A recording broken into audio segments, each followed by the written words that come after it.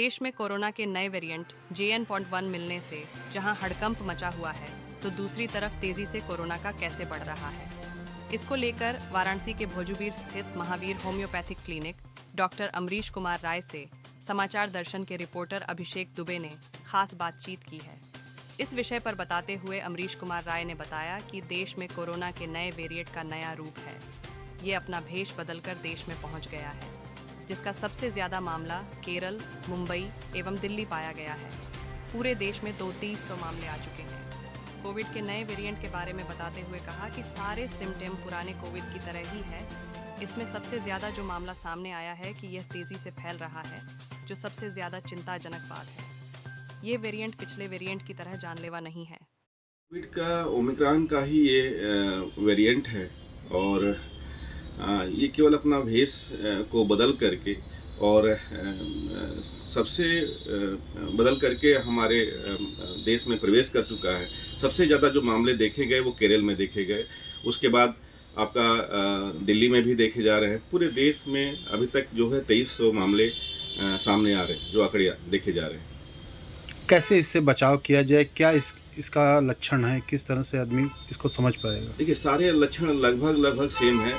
इसमें सबसे बड़ी जो खासियत ये देखी जा रही है कि ये सबसे ज़्यादा तेज़ी से फैल रहा है। हालांकि ये उतना जानलेवा नहीं है जितना जानलेवा वो पहले जो वेरिएंट था, उतनी जानलेवा ये नहीं है।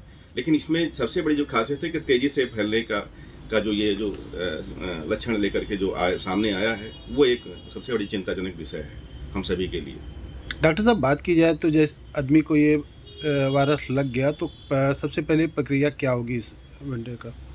प्रक्रिया में जो हमारे यहाँ मैं होम्योपैथी की बात करूँ तो हमारी होम्योपैथी में सबसे बड़ी जो खासियत यह है कि हमारी होम्योपैथी लक्षणों के आधार पर काम करती है। चाहे जो डिजीज या कोई भी वायरस अभी तक नहीं भी आया है, तो हम लोग जो है वो लक्षणों को देख करके जो भी लक्षण हमारे सामने आएंगे, होम्योपैथी किसी भी होम्योपैथी चिकित्सक के सामने कोई भी लक्षण अगर आता है, तो वो लक्षणों के आधार पे हम लोग मानसिक स्थिति और शारीरिक स्थिति और लक्षणों को देख करके हम लोग जो है दवाओं का चयन करते हैं और मेडिसिन देते हैं। वो मेडिसिन अच्छी काम करती है। हम लोग पिछले कोविड काल में भी इस तरह से किया है और हमारी होम्योपैथी सबसे ऊपर रही है। सरकार ने आप लोग के ऊपर भी एक बहुत पूर्ण जिम्मेदारी दी थी कोविड में, तो क्या इस बार भी ऐसा लगता है कि आप लोग महत्वपूर्ण भूमिका निभा पाएंगे? बिल्कुल, हम लोग बिल्कुल अपना इस हर चुनौती के लिए तैयार हैं और हम लोग उसी तरह पिछले वेरिएंट की तरह इसमें भी आगे में भी हम काम करेंगे। क्या क्या सावधानियां बरतनी चाहिए? सावधानियां वही हैं जो पिछली जो है वायरस में, जो पिछले कोविड-19 में जो है हम लोग पालन करते रहे। 2 गज दूरी और मास्क लगाना, वही सब सारी जो है सारी। खान पान पे क्या ध्यान देनी चाहिए? प्रोटोकॉल हमारे वही रहेंगे। खान पान पे क्या ध्यान देनी चाहिए? खान पान में जैसे विटामिन सी की चीज़ें बताई गई कि हम हमारे अपनी इम्यूनिटी को बढ़ाने के लिए विटामिन सी की चीज़ों का प्रयोग करें। इसमें मार्केट में आपके आंवला मौजूद है, आंवले का सेवन करें, उसकी चटनी का प्रयोग करें। मौसमी जो फल्स हैं उसको आप सेवन करें। यही है। क्या कहेंगे इस वेंटिलेटर से बचने के लिए, इस कोविड एक सेकेंड कोविड से बचने के लिए?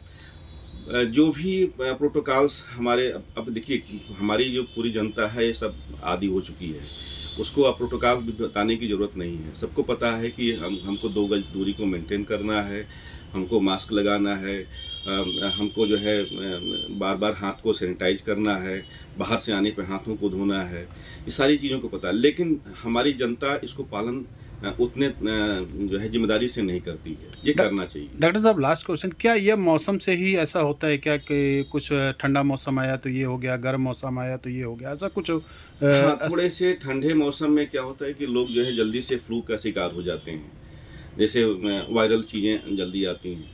तो वैसे कंडीशंस में सर्दी जुकाम इस तरह की कंडीशंस ज़्यादा बनने की संभावनाएं होती हैं, तो उसमें ये फैलने के चांसेस थोड़े बढ़ जाते हैं। अभी कुछ दिन पूर्व भी देखा जा रहा था कि लोग फीवर से पीड़ित थे और फिर तब से ये नया वेंटिलेटर आ रहा है, वायरस आ रहा है, तो कहीं ना कहीं मनुष्य में जो इम्यूनिटी पावर है उसको कमज़ोर कर रहा है क्या? बिल्कुल कर रहा है, बिल्कुल कर रहा है। और मेरा ये मानना है कि जब भी फीवर आवे तो फीवर को तुरंत जो है गिराने के लिए हमको एंटीपायरेटिक मेडिसिन लेने से बचना चाहिए, क्योंकि एंटीपायरेटिक मेडिसिन ले करके हम फीवर के टेम्परेचर को गिरा देंगे तो हमारा वायरस और मजबूत होगा।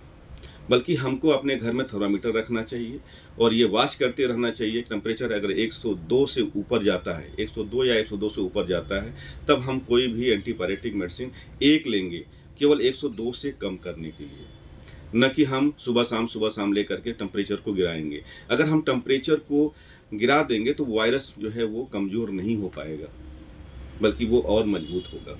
तो हमारा ये अनुरोध है सभी देशवासियों से कि टेम्परेचर को तुरंत ना गिराएं, क्योंकि टेम्परेचर तभी मनुष्य का बढ़ता है जब कोई वायरस हमारे शरीर में प्रवेश करता है, तो उसको मारने के लिए, उसको कमज़ोर करने के लिए हमारा शरीर हीट होती है, गर्म होती है, फीवर आता है। तो फीवर को तुरंत ना गिराएं।